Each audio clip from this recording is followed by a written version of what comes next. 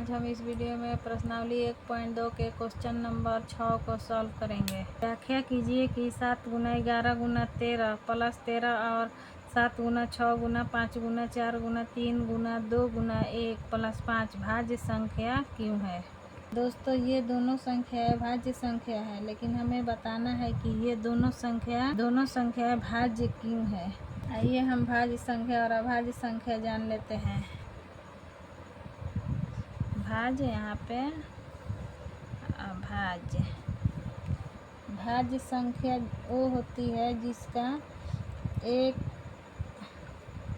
स्वयं एक या अन्य और भी गुणनखंड होते हैं। जैसे कि मान लीजिए 10 लेंगे तो 2 से जाएगा 5, फिर 5 से जाएगा 1, तो इसका हुआ 10 का गुणनखंड कितना हुआ 2 गुना 5 गुना 1 गुना 10।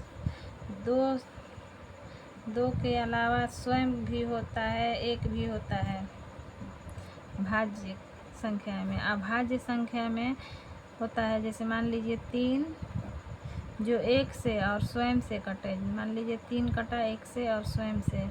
इसी तरह से 11 भी है, 11 से और 1 से कटेगा। जो 1 से और स्वयं से कटे वो उसे अभाज्य संख्या कहते हैं।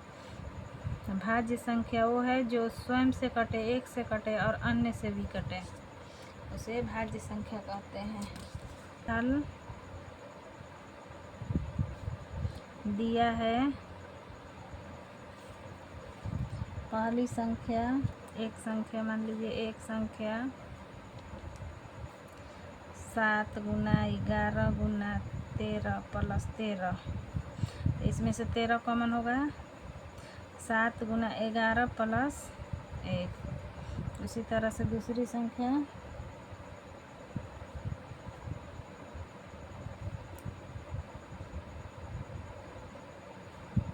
7 गुना 6 गुना 5 गुना 4 गुना 3 गुना 2 गुना 1 प्लस 5। इसमें से 5 कॉमन होगा। गुना 6 गुना 5 कॉमन होगा तो 4 गुना 3 गुना 2 गुना 1 प्लस 1। अब यहाँ पे लिखेंगे दी गई संख्या दी गई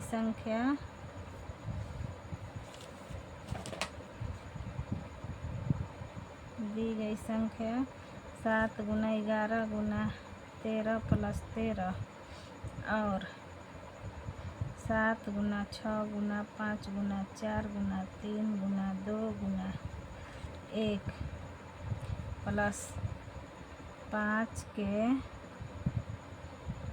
2 से अधिक गुणनखंड है,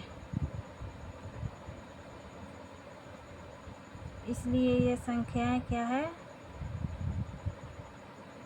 इसलिए ये संख्याएं भाज्य संख्याएं हैं।